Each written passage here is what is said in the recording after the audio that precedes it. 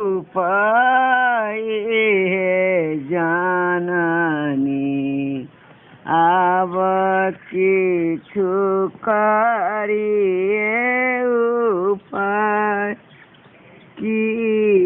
हम करब कहाँ हम जाएब कि हम करब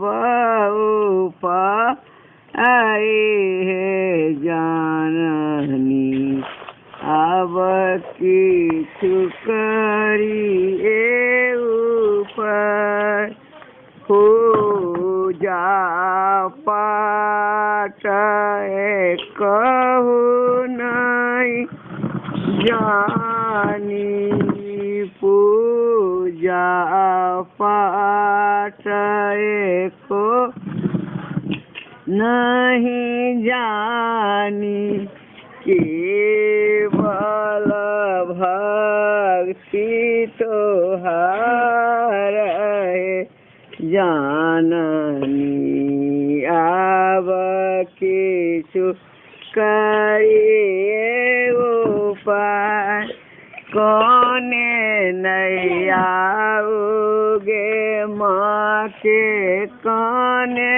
नैया डोमे कौने नैया उतरल पार है जाननी अब किछु करिए उपाय पापक नैया डूमे माँ के धर्मक नैया उगे सेवक नैया उतरल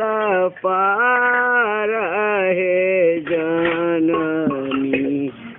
अब किछु करिए